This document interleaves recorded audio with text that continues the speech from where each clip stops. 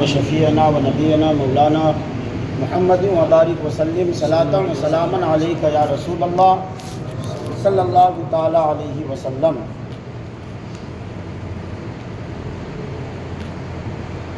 حضرت انس بن مالک رضی اللہ تعالیٰ عنہ سے حدیث بیان کی کہ رسول اللہ صلی اللہ علیہ وسلم کے پیچھے حضرت معاذ رضی اللہ تعالیٰ عنہ ایک ہی ساتھ کجاوے میں تھے۔ قال یا معاذ بن جبل قال لبیک یا رسول اللہ وسعدیک قال یا معاذ قال لبیک یا رسول اللہ وسعدیک۔ رسول اللہ صلی اللہ علیہ وسلم نے فرمایا اے معاذ ابن جبل، انہوں نے عرض کیا لبیک یا رسول اللہ اور سعدیک۔ حضور صلی اللہ علیہ وسلم نے فرمایا اے معاذ ابن جبل، یعنی 3 مرتبہ۔ یہ حدیث شریف بخاری شریف میں موجود ہے۔ بخاری شریف حدیث کی کتابوں میں سب سے معتبر کتاب مانی جاتی ہے۔ بخاری شریف کے تعلق سے علماء فرماتے ہیں کہ قرآن پاک کے بعد روئے زمین پر سب سے زیادہ اگر کوئی کتاب افضل ہے تو وہ بخاری شریف ہے نا۔ اور بخاری شریف میں جتنی حدیثیں امام بخاری نے جمع کی ہیں وہ ساری حدیثیں صحیح ہیں۔ اور امام بخاری بہت بڑے امام، ان کا اصل نام جو ہے حضرت علامہ اسماعیل حقی رحمۃ اللہ تعالی علیہ، اور بہت احتیاط کے ساتھ انہوں نے حدیث کو جمع کیا ہے۔ یہاں تک کہ اگر ان کو پتہ چل جاتا کہ فلاں کے پاس حضور کی ایک حدیث ہے تو سینکڑوں میل سفر کر کے یہ جاتے وہ حدیث لینے۔ اتنا اہتمام کے ساتھ انہوں نے بخاری شریف میں ساری حدیثوں کو جمع کیا، اسی لیے اللہ تعالیٰ نے بخاری شریف کو حدیث کی تمام کتابوں میں سب سے زیادہ فضیلت عطا فرمائی۔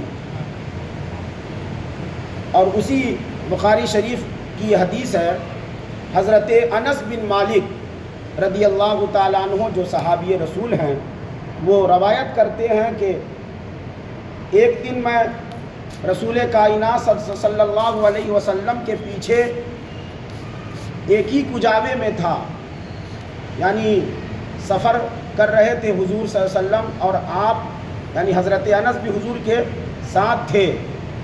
اور آقائے کائنات صلی اللہ علیہ وسلم نے حضرت معاذ کو مخاطب کر کے فرمایا یا معاذ ابن جبل، یعنی اے معاذ ابن جبل۔ تو حضرت معاذ نے کہا لبیک ہے نا وسعدیک، یعنی میں حاضر ہوں آپ کی بارگاہ میں۔ یہ ادب کے جملے ہیں ہے نا، یعنی صحابہ جو ہے حضور کی بارگاہ میں اتنے مؤدب تھے کہ وہ یہ نہیں کہتے تھے کہ یا رسول اللہ فرمائیے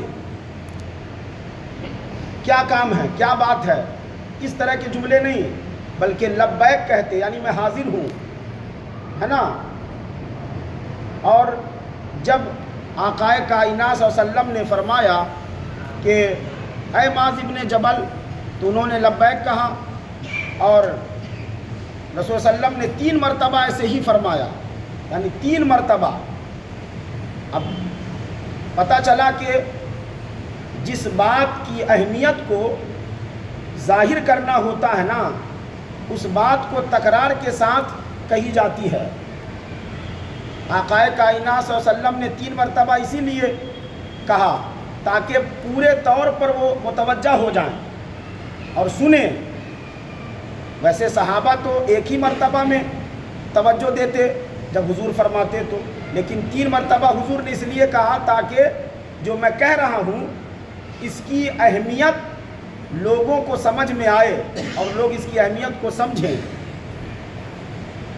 ما من احد یشہد ان لا الہ الا اللہ وان محمد رسول اللہ صدقا من قلبہ الا حرم اللہ علی النار۔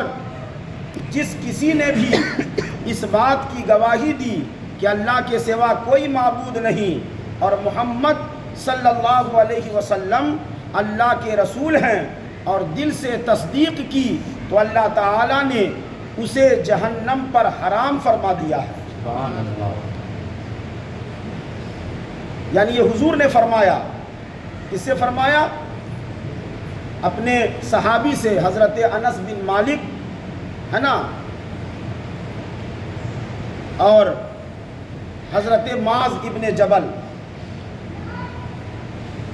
اب حضرت معاذ رضی اللہ تعالیٰ عنہ نے عرض کیا یا رسول اللہ صلی اللہ علیہ وسلم اگر اجازت دیں تو میں دوسرے لوگوں کو اس سے باخبر کر دوں تاکہ لوگ خوش ہو جائیں.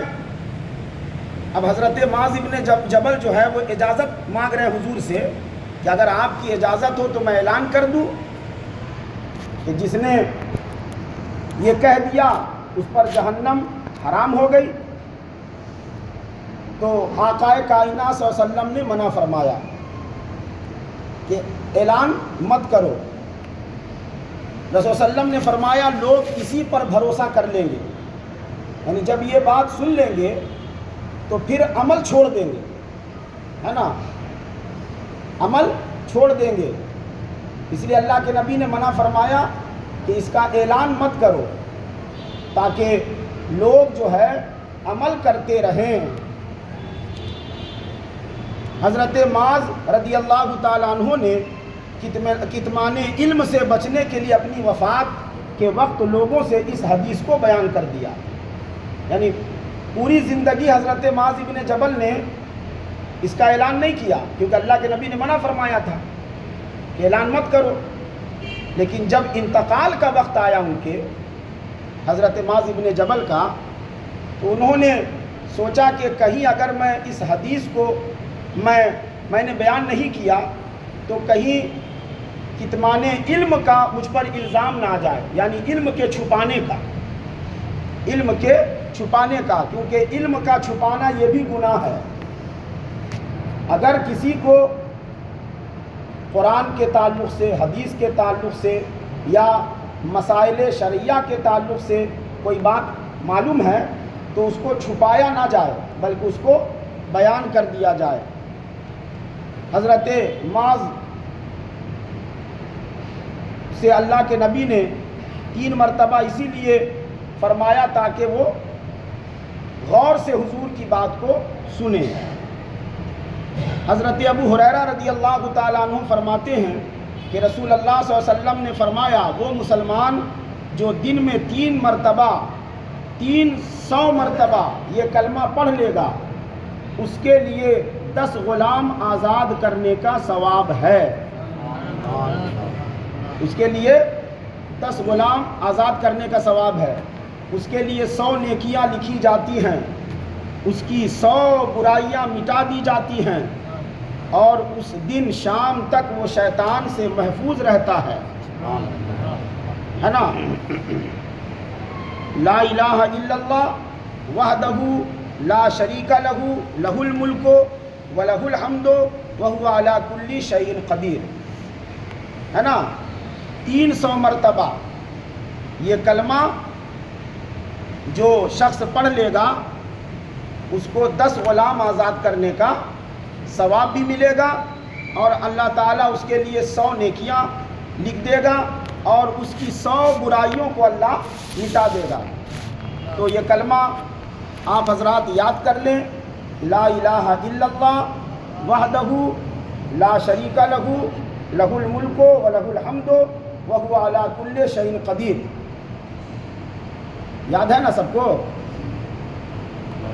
ایک بار زور سے پڑھ دیجئے سب لوگ مل کر کے.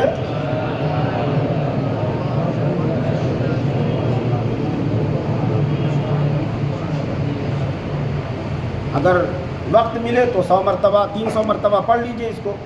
چوتھے کلمے کا کچھ حصہ ہے، ہاں پورا حصہ اسے ہاں چوتھے کلمے کا ہی حصہ ہے. حضرت ابو ہریرہ رضی اللہ تعالیٰ عنہ روایت فرماتے ہیں کہ رسول اللہ صلی اللہ علیہ وسلم نے فرمایا اللہ تعالیٰ فرماتا ہے میں اپنے بندے کے گمان کے نزدیک ہوں اور میں اس کے ساتھ ہوں جب وہ مجھے یاد کرے.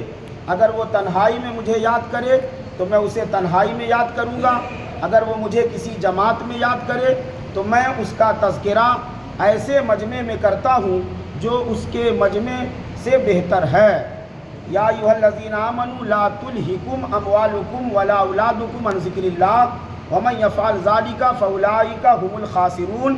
اے ایمان والو، تمہارے مال نہ تمہاری اولاد کوئی چیز تمہیں اللہ کے ذکر سے غافل نہ کرے، اور جو ایسا کرے تو وہی لوگ نقصان میں ہیں۔ الا بذکر اللہ تطمئن القلوب، سن لو اللہ کی یاد ہی میں دلوں کا چین ہے نا۔ اسی لیے زیادہ سے زیادہ اللہ کا ذکر کیجیے، ذکر ہے نا۔ اب ذکر ہے اللہ کے نام کا ذکر ہے نا، اور ذکر تو ویسے بھی کرنا چاہیے ہر مسلمان کو، تنہائی میں بھی اور مجمع میں بھی، اور دل پر ضرب لگانا چاہیے۔ دل جو ہے وہ بائیں طرف ہوتا ہے نا، تو اسی لیے بزرگوں نے ذکر کا اہتمام کیا، اور جتنی بھی خانقاہیں ہیں ان تمام خانقاہوں میں آج بھی ذکر کا اہتمام ہوتا ہے نا۔ اس لیے مسجدوں میں بھی ذکر کا اہتمام ہونا چاہیے، زیادہ دیر نہیں، 10 ہی منٹ 15 ہی منٹ۔ ذکر کرنے سے کیا ہے نا کہ قلب جو ہے وہ صاف ہوتا ہے، اور قلب میں نورانیت پیدا ہوتی ہے نا۔ اب جیسے لا الہ الا اللہ ہے نا، محمد الرسول اللہ